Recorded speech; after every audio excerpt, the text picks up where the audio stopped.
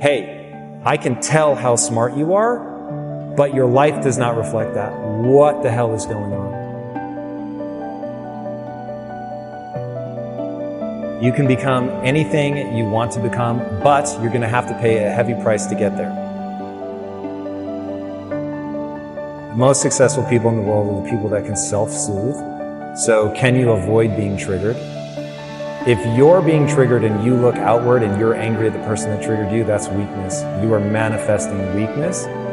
You have to go, ooh, someone has triggered me. That means I have an insecurity around this thing. I need to address my insecurity. And then that's going to put you in a far more powerful position to move forward. So the people that are successful, they can self-soothe, they can stay emotionally calm in the midst of the storm. When everybody else is panicking, they're only looking at solutions.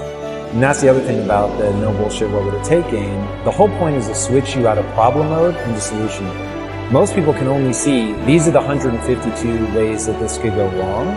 And we started doing that to say, no matter how outrageous, there is a way to pull this off. So what would need to be true for this to work? Stop telling me all the things that aren't going to work. Tell me the thing that is going to work. And once you get to that, you go, okay, well, if we did X, Y, Z, it would work. Okay. Now, are we willing to do that, yes or no?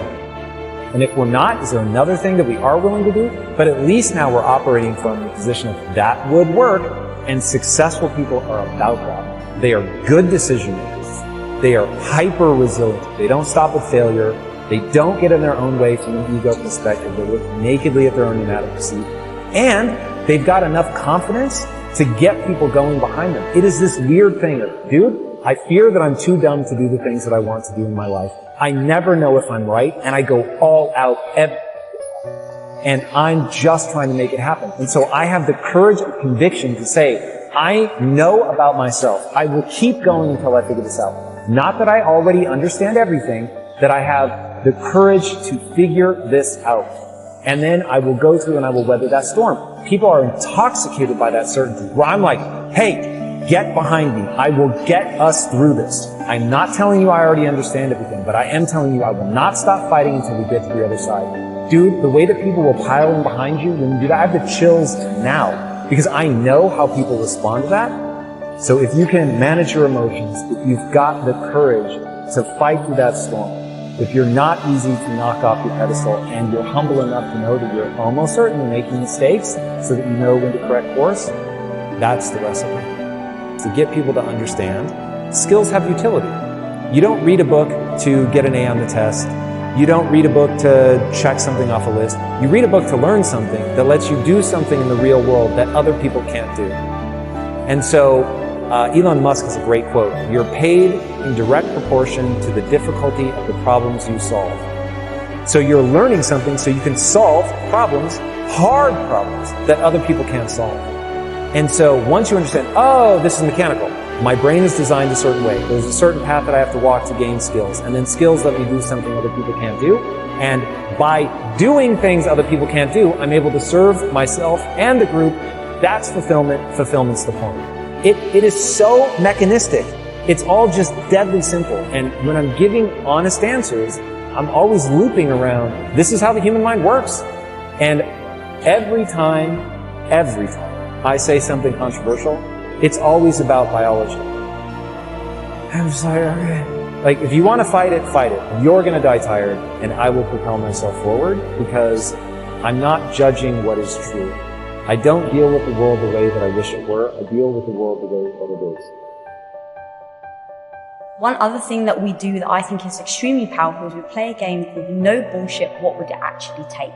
So once we sit there and go, what is our goal? To build a studio as big as Disney.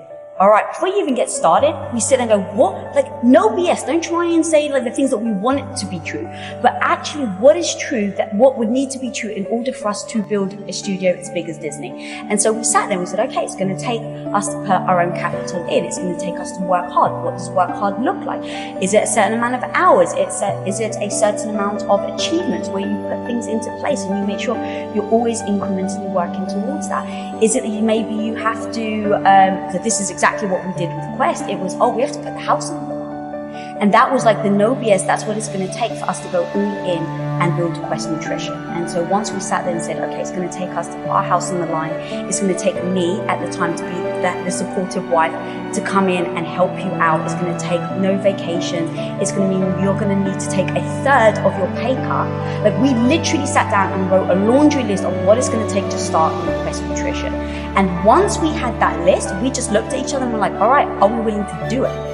And when the answer is yes, now you just know what you're heading towards. You know the type of path that you're about to approach. And so there's no surprises. There's no all of a sudden him coming home and going, yeah, babe, so the business isn't doing well. And so, oh my God, I'm so sorry that we lose our house, right? There's no surprise. We've established what we're going to do in order to go for that goal. And in that comes the sacrifices. What are you willing to sacrifice? What are the things that you're okay with putting aside for now? And a lot of that was self-esteem, my ego of like, I didn't know what I was doing. So every day I'm struggling, I'm trying to figure something out and I keep failing. But I knew that I had to learn in order to get to the goal that we wanted to get to. So I knew every day I had to get back up. And then the same with him, with the skill sets. What skill sets do I have to learn in order to get to the goal where we want to get to? The thing with excuses is sometimes they're very true. But it doesn't serve you. It doesn't serve your goal. So are you going to let it sit with you or are you going to find a way around it? So let's say a lot of people's reasoning, which was ours originally when we wanted to make movies, is we don't have enough money. So we're just going to go and do this thing until we have enough money. We don't have enough time. And the truth is, if you play the no BS, what would it actually take? When you say, I don't have enough money, then you keep going down and go, well, how much money do I need? Okay, what would it take for me to get that money? And sometimes people don't want to look at the answers. So maybe it takes you having to sell your house, move in with your in-laws and rent one of their bedrooms for the next 3 years in order to save your money so that you can go and start a company. Well, some people don't want to do that. Okay, well at least now you have your answer and you're not sitting there using the excuse that you don't have enough money. You just looked at it and like, oh, for me to get there, I need to live with my in-laws for 3 years. I don't want to do that. And now you've just decided. And now you're not beating yourself up over, oh my God, I can't believe I'm not there yet. Or like with us with Quest, we didn't leave ourselves in for excuses because we just went down that list of, are we giving this over? Are we doing this? Are we actually showing up? And if the answer is no, then how can we expect to achieve it?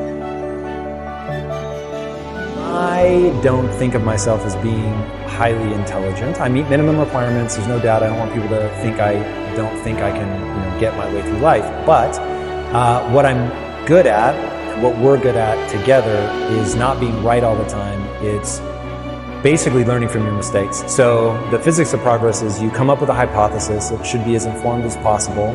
You figure out a way to turn that into something you can actually do. So you're going to run a test. Then you actually run that test. And then this is where most people fall down. You have to lower your psychological defenses to stare nakedly at the results. And oftentimes that's going to be you didn't do something well, you didn't think through this right, you made a mistake somewhere. And then if you're willing to do that and you learn from that, then you can re-inform your hypothesis, make it a little bit better, run that whole system again. And once you get in that loop, then you can really make progress. But yeah, the tenacity it takes to face your inadequacies and continue to try, that's where we've succeeded.